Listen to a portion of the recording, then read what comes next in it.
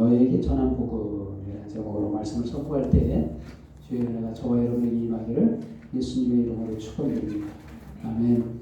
인사하는 시간을 갖도록 하겠습니다. 당신에게는 이미 예수의 생명이 있습니다. 당신에게는 이미 예수의 생명이 있습니다. 아멘. 네. 이 베드로전서 하면 정말 베드로가 그 일생일 때 살면서 정말 예수님을 만나고 사도로 수제자가 됐죠. 수제자가 되고 정말 성경 기록은 많지 않지만 정말 핵심적인 마지막에 남기고 싶은 말을 썼다 할 수 있는 정말 그 베드로전서 시대에 기록했을 때 당시는 성도들이 굉장히 핍박이 많은 시기였어요. 핍박도 많고 그리스도인들이 가장 그리스도인들을 핍박하는 자가 누구냐면 유대인들이었어요. 사실은 같은 동족 핍박이 굉장히 심했고 그런 환난 가운데 성도들이 어떻게 하면 가장 중요한 것을 잃어버리지 않고 끝까지 인내할 수 있는가 했을 때 핵심을 말해야 되겠다. 정말 복음의 핵심, 복음의 내용이 무엇인가에 대해서 기록했다는 겁니다. 오늘 본문 말씀 보면 1절부터 2절까지가 서론입니다. 베드로전서의 서론인데 이게 수신자가 있죠. 수신자가 본도, 갈라디아, 가파도니아, 아시아, 비두니아 흩어진 나그네 아시아권 내에 많이 이게 흩어졌어요. 많이 흩어지고 핍박 때문에 흩어져서 이방인 가운데 사는 유대인들 또 이방인들을 예수 믿게 하고 정말 교회를 설립해서 복음을 전했죠. 근데 그 핵심이 이게 서론에 보면 핵심을 말하고 있는데 2절 말씀에 보면 곧 하나님 아버지의 미리 아심을 따라 하나님께서 미리 아셨다. 예정하시는 거죠. 하나님은 뭐 지식이 모르는 게 없어요. 미리 아신다는 겁니다. 이게 예정이라는 거죠. 모든 것을 미리 아신다는 거예요. 아시고 알고서 하시는 거지 모르고 하시는 게 아무것도 없어요. 인간의 입장에서는 이게 예정이라는 거죠. 이미 정해져 있는 거 아닌가. 하나님, 그러면 인간은 뭔가? 인간은 뭐 아무것도 아닌가 하는데 그렇지 않습니다. 인간의 그 자유의지가 하는 행동 자체가 하나님은 이미 알고 계신 거예요. 이게 하나님의 존재 방식을 이해 못해서 인간은 그거를 예정이라는 표현으로 이렇게 하는데 이것도 좀 단어 하나로 딱 규정하기가 어려운 거예요. 사실은 하나님은 존재 방식이 틀려요. 예전에도 제가 말씀드린 것처럼 영원한 분이시죠. 시간 개념이 없다는 거죠. 과거, 현재, 미래가 동시적인 분. 이거 진짜 우리는 이해를 못하는 거예요. 우리는 현재 입장에서만 과거를 보고 미래를 보지만 그래서 그 예정 했다 보니까 놀랍게 여기죠. 어떻게 예정을 할 수 있을까? 근데 하나님은 이게 쉬운 거예요. 왜 그러냐면 그 동시적인 부분이 있으니까 다 보여요. 시간을 창조하신 분이고. 그래서 당연히 우리 인간의 입장에서는 예정이라는 표현을 썼는데 사실은 우리 입장에서 그 예정이지 하나님은 이게 쉬운 거예요. 사실은 다 보이기 때문에 자기 자녀를 다 아셔요. 누가 올지를 다 알고 이미 계획하신 대로 척척척 하신 분이고 이 미리 아심의 표현에서 사도 베드로가 이해하는 부분에 아버지께서 미리 아신다 이런 표현을 쓴 거죠. 두 번째로 성령이 거룩히 하심으로 막 순종함과 이거는 성화라고 하죠. 그 기독교 개혁측 그 이해로는 성화라는 표현을 쓰죠. 이거를 성령으로 거룩해 하심. 인간을 하나님과 같은 반열, 거룩하다. 하나님만 거룩하시다 보죠, 우리는. 근데 인간이 거룩하게 된다는 거예요. 성령을 통해서.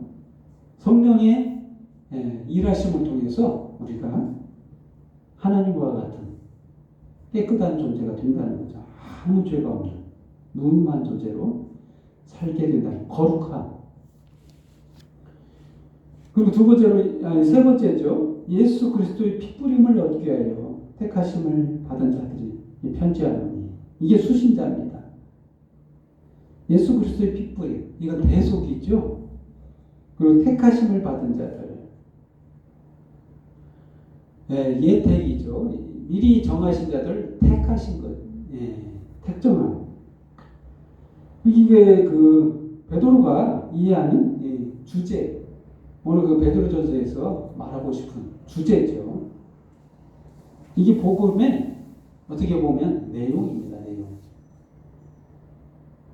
사도 베드로가 지금까지 전한 내용이 이 부분, 이 핵심을 말하는 겁니다. 이걸 전하는 거예요. 이게 복음이라는 거예요. 오늘 그 본문 말씀 25절 말씀, 오직 주의 말씀은 세세토록 있도다 하였으니 너에게 전한 복음이 이 말씀이니라. 복음이라는 거죠. 여기서 이게 주의 말씀, 이거 뭔 말씀이냐? 이게 구약 말씀이 아닌 거예요, 사실은. 구약을 토대로 한 이 복음. 지금까지 이 복음을 전했다는 거예요. 구약의 말씀을 토대로 복음을 전했다는 거예요. 그 신약 성서가 없었어요. 베드로가 전할 때에는 신약 성서 자체가 없었습니다. 그래서 그 복음을 어떻게 전하냐면 구약을 토대로 한 예수 그리스도의 삶, 그의 죽으심, 그의 대속, 부활하심, 그리고 다시 오시는 것. 이것이 사도 베드로가 전한 복음이라는 거예요. 그래서 첫 번째로 주제가 믿음이라는 거예요. 믿음은 어떻게 생기는 것인가? 9절 말씀에 이런 말씀이 있습니다. 믿음의 결국 곧 영혼의 구원을 받음이라. 믿음이 무엇인가? 사실 우리가 믿는 것은 뭘 믿는 건가요? 믿어야 되는 정확한 내용을 알아야 돼요. 사실 우리가 구약의 말씀도 믿어야 돼요. 근데 유대인들이 구약의 말씀을 안 믿은 게 아니거든요. 믿었어요. 믿음의 결과가 어떻게 돼요? 구원을 받습니까? 제대로 이해했나요? 구약 말씀을 제대로 이해하면 구원으로 이끌어낼 수가 있는데 그걸 율법으로 해석해 율법만 바라보고 율법을 최고의 법으로 생각하고 진정한 그의 거기에 있는 숨은 복음을 보지 못하기 때문에 구원으로 되지 못했어요. 그렇습니다. 이 믿음의 내용은 뭐냐면 25절 말씀처럼 오직 주의 말씀은 세세토록 있도다 했으니 너에게 전한 복음이 이 말씀이니라. 이게 복음인 거예요.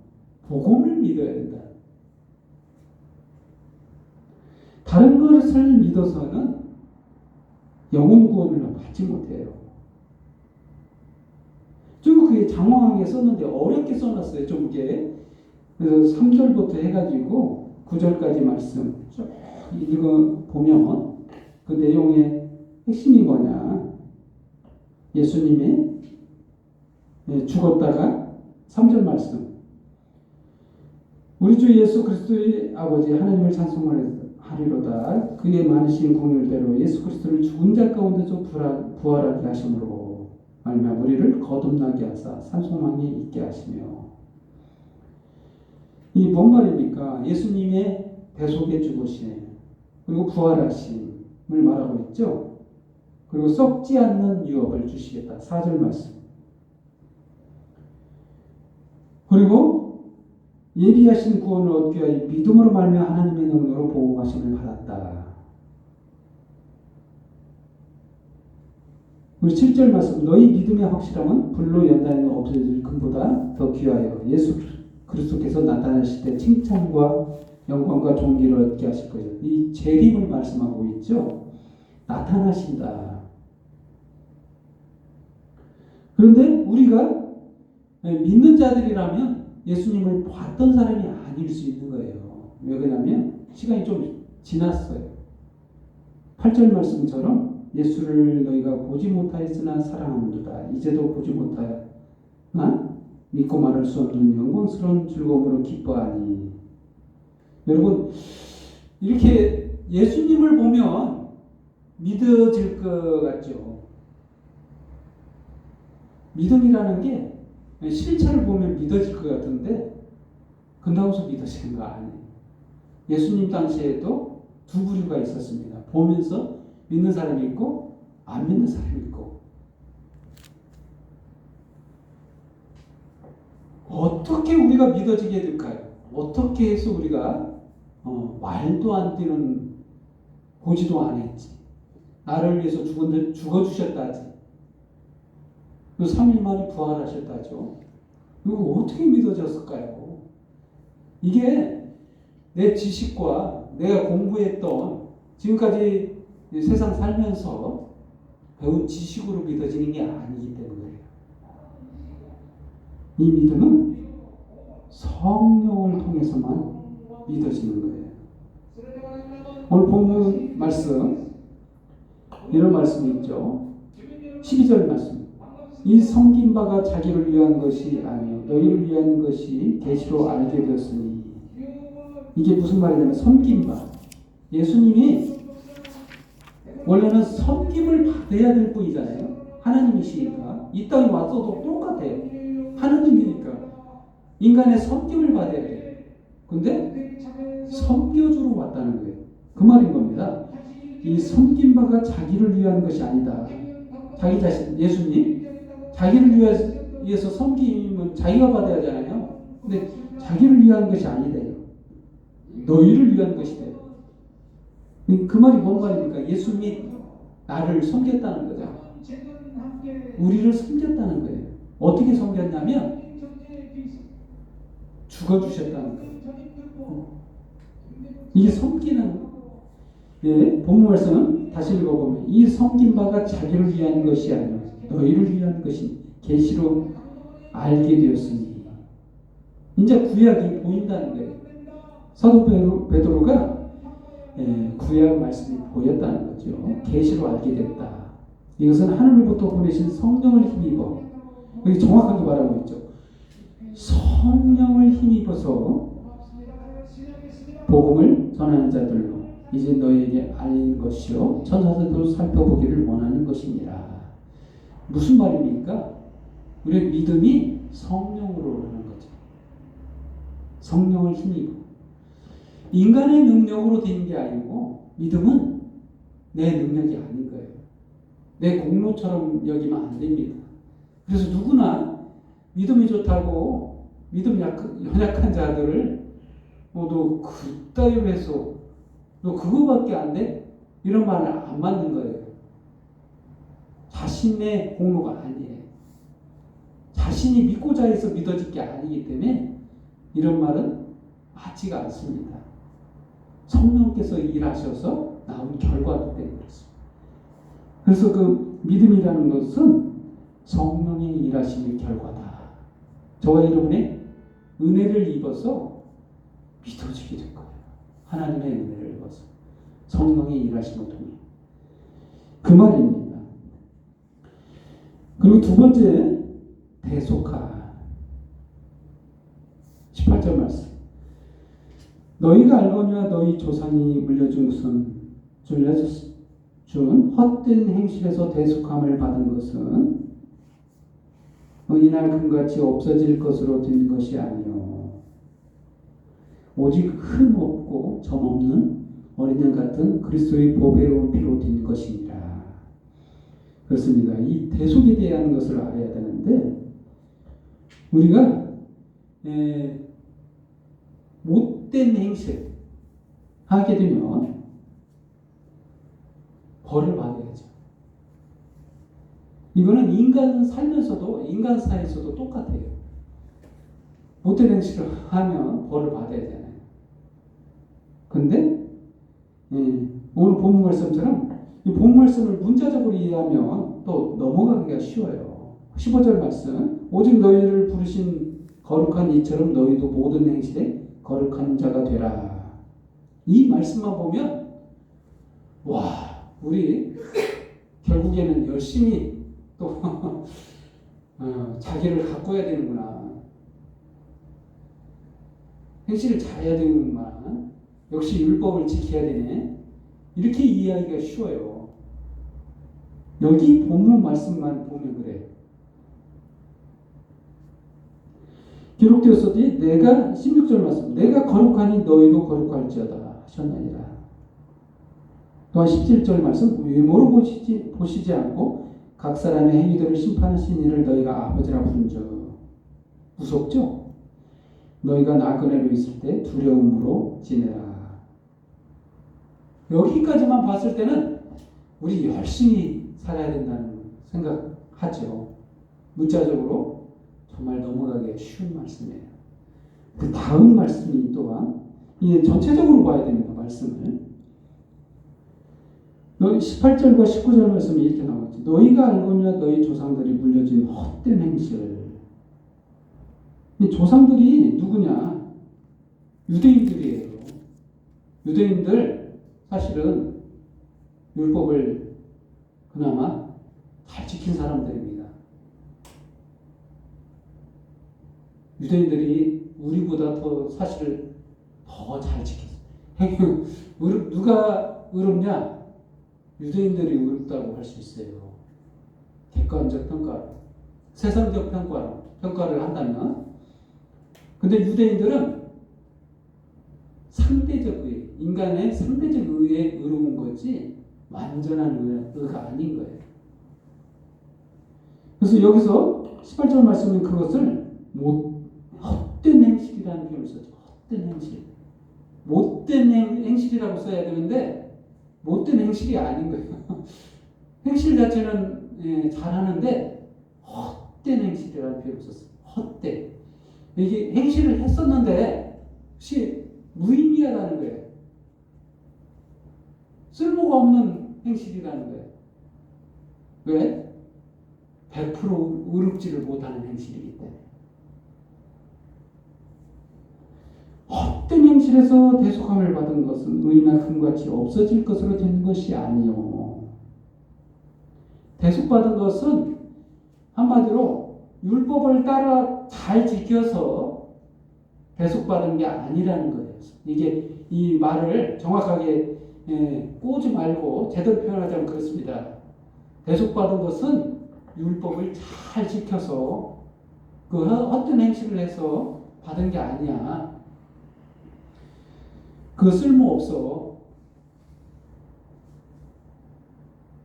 19절 말씀 오직 흠없고 점없는 어린 양 같은 그리스도의 보배로운 피로 된 것이니라. 이게 무슨 말이냐? 인간의 공로가 아니라는 거예요. 하나님의 공로가. 하나님의 피뿌림으로 이루어진 거룩함이라는 거예요. 이 대속함이 그런 거라는 거예요.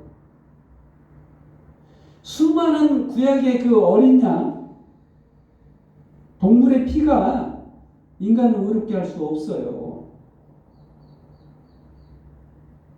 인간의 영혼은 가치가 예전에도 얘기했듯이 우주보다도 귀한 존재예요. 수많은 그 양의 피가 인간을 의롭게 할 수 있는 가치가 안 됩니다. 가치 기준으로 안 돼요. 그런데 역으로 하나님의 보배로운 피, 예수 그리스도의 보배로운 피는 인간의 모든 죄를 다 합쳐도 그분의 피에 도달하지 못해. 왜? 존재의 가치가 틀리기 때문에. 충분하고도 남아요. 그 피로 된 거라는 거예요. 대신 죽어주셨다니까요. 그 귀하신 하나님. 인간 모든 인류보다 가치가 있으신 분이 누구냐? 바로 예수 그리스도의 보배로운 피예요. 그걸로 깨끗하게 됐다는 거예요. 틀리죠? 율법은 어린 양의 피. 믿음은 우리가 믿는 것은 예수 그리스도의 보배로운 피. 뭐 어떤 게 가치가 더 뛰어나는가요? 가치만 봤을 때 바로 예수님의 보배로운 피죠. 우리는 그런 피로 흘려서 대속함을 받은 거예요. 그래서 가능한 거예요.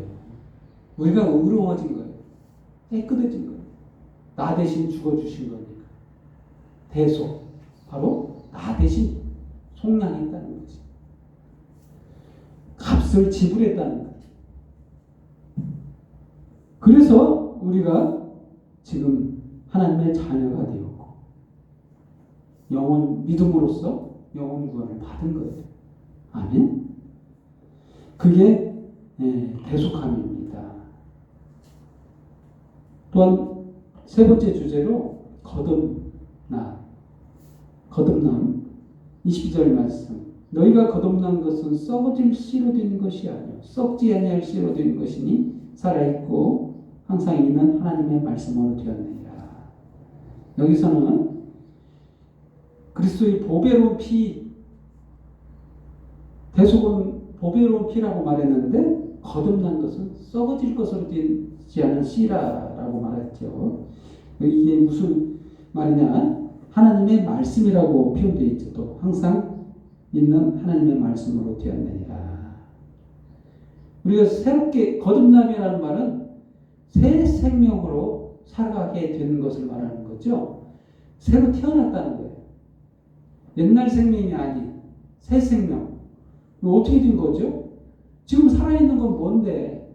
생각할 때는 좀 이해가 어렵죠. 아니 또다시 태어났냐 우리가? 지금 살고 있는 건 뭐고? 이 생명 자체가 틀려요. 그동안에는 옛 생명은 아담으로부터 물려받은 생명이에요. 이것은 죄도 물려받았어. 죽어야 됩니다. 근데 둘째 아담으로 받은 이 생명은 영원한 생명인 거예요. 그리스도의 보배로운 피로 대속받았고 예수님 부활하심을 통해서 저와 여러분이 동일하게 새 생명을 갖게 된 거예요. 그렇습니다. 그 말이 뭐냐면 그래서 이 복음으로 된 것이라는 거예요. 우리가 살아가는 것은 조금 전 다 얘기했죠. 이 복음의 내용을 통해서 바로 예수 그리스도의 생명이 우리 안에 있다는 거예요. 복음. 이 복음으로 되는 것이다. 거듭난 것은. 그래서 이 복음은 하나님의 말씀이므로 영원하다는 거예요. 25절 말씀. 오직 주의 말씀은 세세토록 있도다 하였으니 너에게 전한 복음이 이 말씀입니다. 그렇습니다. 결론을 드리겠습니다. 사도 베드로가 전한 복음의 내용이 그거인 거예요.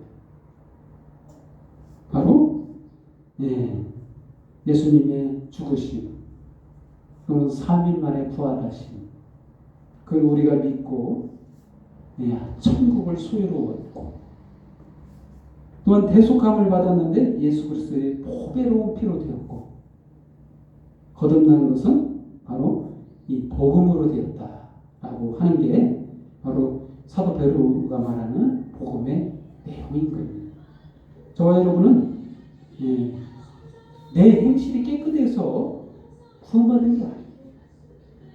내가 잘해서 구원받은 게 아니라, 그래서 우리가 행실이 부족하니까 행실을 잘해야 되겠다 이런 결론을 내리면 유대인과 같이 똑같이 망합니다. 하지만 우리가 구원을 얻는 것은 내 공로가 아닌 바로 하나님의 공로, 예수 그리스도의 보배로운 피로 된 것이다. 그렇습니다. 이게 바로 하나님의 말씀, 복음의 핵심, 우리가 붙잡아야 될 진리라는 것. 22절 말씀처럼 진리를 순종함으로 말세에 저와 여러분이 따라야 될 진리는 이것이에요. 바로 복음. 지금 중요한 시기입니다. 꼭 이것을 잊지 않는 저와 여러분들 예수님의 이름으로 축원드립니다. 기도하겠습니다. 하나님 아버지 감사합니다. 저희들이 보잘것 없지만 하나님의 귀하신 그 보배로운 피를 우리에게 아낌없이 다 주셔서 너무나도 감사합니다. 참으로 우리들의 삶은 하나님으로부터 받을 만한 합당한 공로조차 아무것도 없는데도 불구하고 죄를 지은 그 시간에 우리를 구원하실 하나님의 계획이 우리를 붙잡아 주시고 사랑해 주셔서 우리를 하나님의 자녀로 삼으사 지금까지 그 은혜를 베풀어 주시니 너무나도 감사합니다. 주님의 크신 은혜가 이 시간까지 넘치시니 우리의 마음이, 우리의 입술을 열어 주님을 경배하고 찬양합니다. 예배하오니 홀로 영광을 받으옵소서. 모든 영광 주님 앞에 돌려오며 예수님의 이름으로 기도합니다. 아멘. 찬송 30